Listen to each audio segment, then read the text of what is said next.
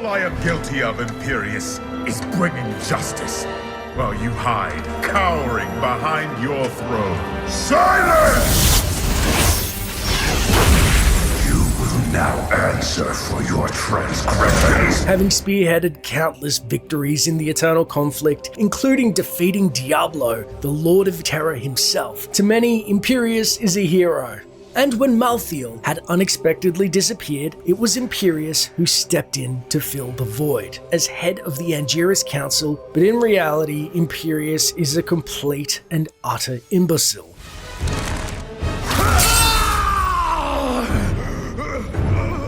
Impatient, short-sighted, and riddled with wrathful intent. Furthermore, an argument could not only be made that his tenure as an angel has been problematic at best, but also that the removal of him from the high heavens, preferably by death, would be a net positive for the side of light as a whole, which I will explain in the video. And to see if you share the same conclusion, first we must delve into Imperius's own history and past that is surprisingly riddled with shortcomings for an archangel of his position. Since the first spark of creation, angels have waged the eternal conflict to defeat the forces of darkness and corruption. Imperius is entitled the Archangel of Valor, and he has led the heavenly host to numerous victories over the demonic legion, with his infamous spear in hand, Solarian, which was impressively forged in the heart of a dying star. Yet as his victories and courage have always been remembered, so too has his pride and rashness that has often caused recklessness that would ultimately cost him and the heavens in the long run. We first get a glimpse of Imperius's impulsiveness and severity firsthand during the short cinematic aptly named Wrath, which looks at an assault that was spearheaded by angels versus demons, led by Imperius and the Angiris Council. Imperius, the Archangel of Valor. We must regroup our forces. Hold! Victory is within our grasp! We press on, brother! Eventually, after the battle, cornering Diablo himself, Diablo in a 1v1 taunts Imperius, who shows he is easily goaded when pressed. Are you prepared to face me alone, Imperius? Although Imperius has demonstrated the ability to resist the powers of fear where other angels have failed, his valor has come with flaws of pride and arrogance on display here. When enraged, he becomes reckless beyond reason. This was clearly a trap, and Diablo openly says as much.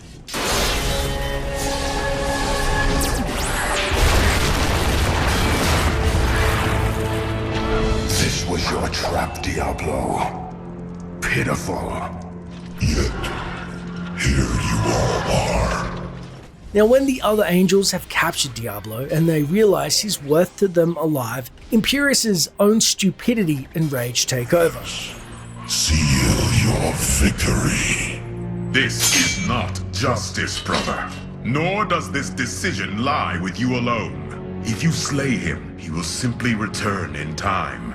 Imperius slays Diablo, creating a dissonance within the council, just as Diablo had mockingly stated, and after that point, things only got worse for Imperius due to Imperius's impulsive actions in the high heavens. So much for your unity. The trap, at last, is sprung. When the World Stone was stolen and Sanctuary was created by angels and demons, their new offspring, the Nephilim, sprung forth and surprised all parties, as they had been shown as the sum of both to be more powerful than angels and demons alike. Imperius's first thought was to eradicate them. And as such, a vote was cast between the Angiris Council members. And although voting should be the cornerstone of democracy and would only be seen as fair as it innately promotes equality, Imperius couldn't begin to imagine his brethren would want the aberrations to exist. Also, an angel such as Imperius, who distinguished himself solely through his martial prowess in times of war, would never want to be second fiddle to some freaks in a land that in his mind shouldn't exist. Regardless, the deciding vote came down to Tyrael, still the aspect of justice at the time. Imperius was somewhat relieved, as he expected Tyrael would exact justice on these bastard ilk and call it a day. However, as we know, Tyrael saw something in humanity, and he voted for the Nephilim to be spared, as they had potential due to their free will for greater good than perhaps angels. They say it is expectation unfulfilled that leads to resentment in a relationship, and Imperius was not immune to the effects of Tyrael's decision. Imperius was furious, seeing it somehow as a personal slight that Tyrael, his old ally, had sided with the Nephilim, and it made him bitter towards Tyrael, fracturing their friendship somewhat. And Imperius, like a pouty child, would blame Tyrael personally for any ill that befell the heavens from that point on. Brother, the time has come to assume your true form. The primevals, who were mired by infighting between themselves, petty squabbling. One time they were finally nearly laid siege to heaven, and legend has it the bickering between Baal, Mephisto, and Diablo was so bad that heaven actually was able to drive them back while they were arguing between themselves. However, this time around, they were far more long-sighted and realized the Nephilim, if properly influenced because they were half demon and half angel, could help tip the tide of war of the eternal conflict. A possibility on both sides that was very true, yet Imperius wholly refused to entertain. But that was a part of Imperius's many flaws. His temperament was ill-suited to admit that there could be any force that trumped that of the heavens. After all, he was the aspect of Valor. All he had dreamed of in his millennia of battle was triumph over hell through conquest, and evil defeated at his own hands, not some new weird thing that was created that shouldn't be.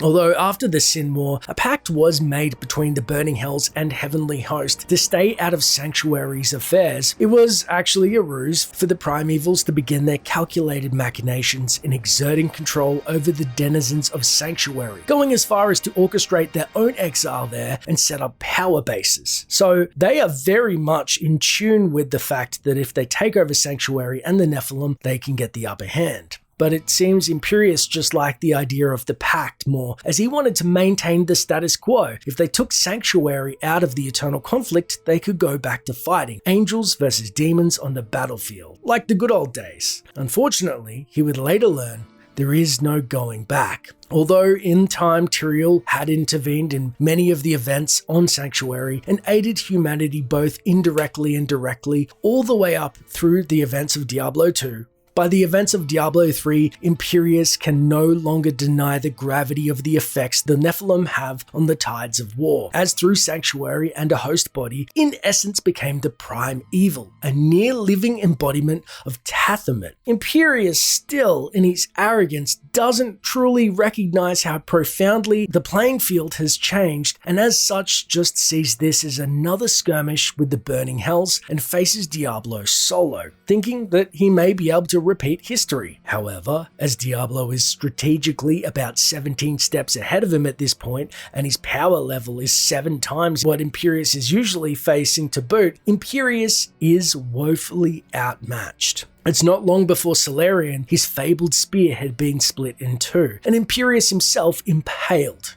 Despite his wound, Imperius managed to teleport away. What he couldn't do, and perhaps the crescendo of his failure, was prevent Diablo from destroying the Diamond Gates, giving entry to both himself and the forces of hell into heaven. Despite his wounds, Imperius, to his credit nonetheless, attempted to rally the angels to defend their home. As things turned out, Tyrael and his mortal allies had followed Diablo and met Imperius in the Silver City. Imperius, again in his stupidity, blamed Tyrael and the Nephilim for Diablo's invasion and ignored Tyrael's insistence that, wounded as he was, he could not in any world face Diablo again. Imperius encountered the Nephilim, threatens to kill the Nephilim should he see them again, which at this point is laughable at best.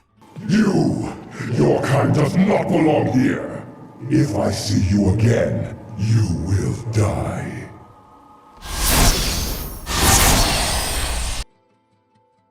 Despite this, the Nephilim press on and defeat the Prime Evil, where Imperius could not, further adding insult to injury. Later, Imperius is said to have recovered from Diablo's invasion, but remained heavily bitter. Having seen heaven burned around him and his loyal followers perish, he was deeply impacted by Diablo's action. Due to his misplaced pride, he literally could not accept that mortals had saved heaven from destruction. He allowed his shame and anger to feed off one another. Additionally, he refused to acknowledge Tyrael, his old friend, as the aspect of wisdom, a position he had taken after Diablo's fall, and in a very unangel-like manner would mock him for his inability to live up to Malthael's legacy. He meanwhile ordered Balziel, a hot-headed right hand of Imperius's, to create a group of angelic destroyers called the Sicarii, to ensure that Diablo's assault would never be repeated.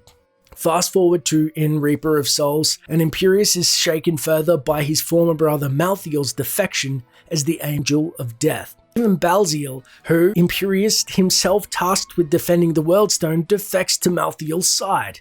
Begrudgingly, Imperius even enlists the help of the Nephilim to help put him down because he is quote-unquote sick. Before departing, Imperius arrogantly warns the Nephilim that even if Malthael is stopped, he would not thank them for it. But know this, Nephilim. Even if you release Malthael from his madness, I will not thank you for it. Your gratitude isn't needed, Imperius.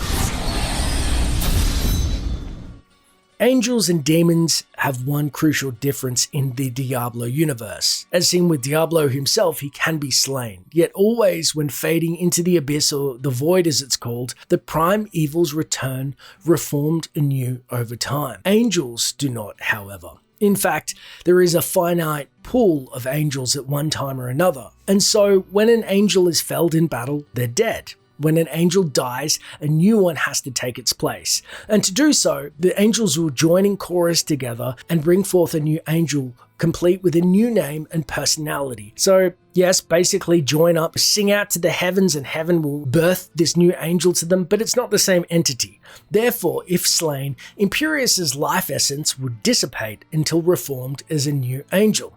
New being the key term because it comes with a new temperament, personality, and maybe even as a new aspect to fill the role of justice or valor, who knows. This would mean that Imperius's short-sighted reign would end and he would no longer be so thirsty to prove his valor in war and give another hopefully well-adjusted and patient angel that embodies the aspects of virtue needed to rule in the high heavens a chance for a real future. Like Imperius said about Malthael, he was sick and needed to be put down for his own sake. So too is Imperius, and like many of us, he can't read the label of the jar he is in. I'm not 100% sure whether we'll go with his story in Diablo 4, but in conclusion, Imperius, for all his valor, simply cannot grasp a simple truth in life. Things change, as proven by his own existence. He was originally a part of Anu, as all the angels were. The demons were a part of Tathamet, and subsequently the Nephilim was a part of both of the angels and demons too.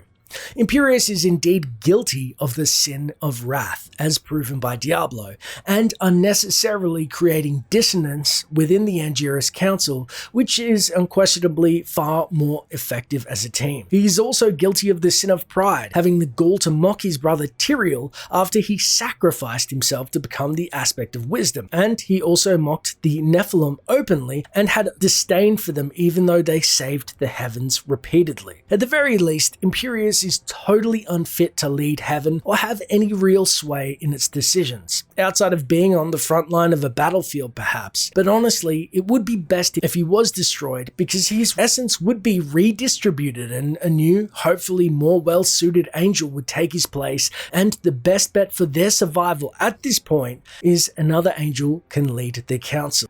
But what are your thoughts? Do you believe Imperius is an idiot or no? I'm always open to discussion and would love to further chat in the comments below. Linked is my social media as well. I just want to give a quick shout out to Avadi for his Elder Scrolls X character is an idiot, which inspired this series, and it's also linked in the description. Also, if you believe another character in the Diablo series or any other deserves the title of idiot or even genius, let me know in the comments below.